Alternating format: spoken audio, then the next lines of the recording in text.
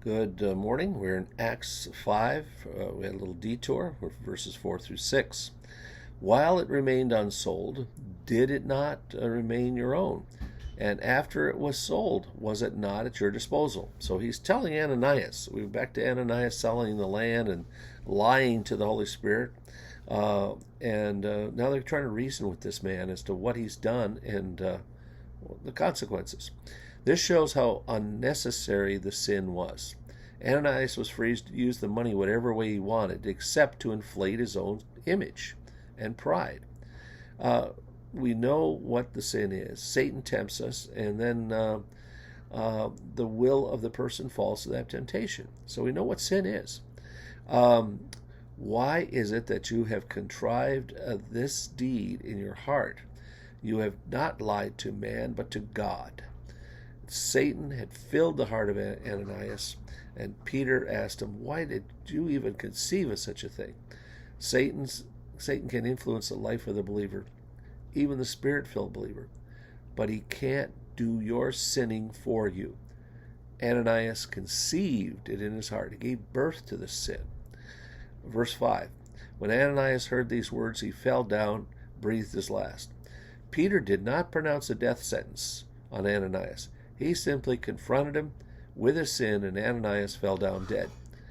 It isn't the church's business to pronounce death sentences on anyone. Say, well, you are really not growing at all. You're a dead man. No, it's up to God. God will use sometimes very harsh things to get our attention. This was a really harsh penalty of death for sin. It seems to be common today. People are dying because of sin. Some wonder if God was not excessively harsh against Ananias. I don't think so. He got people's attention. The physical means of the death of Ananias was perhaps maybe a heart attack or a sudden shock of terror. He lived in a time among a people who really believed that God was in heaven and we must answer to him. It frightened him to have his sin exposed and to be accountable before God. The great fear came upon all who heard. God's purpose was to accomplish in the church as a whole this evidence of great work of God among his people. How big a work will God do in the church today? What about those standing in the way who are within the church? Let's look at verse 6.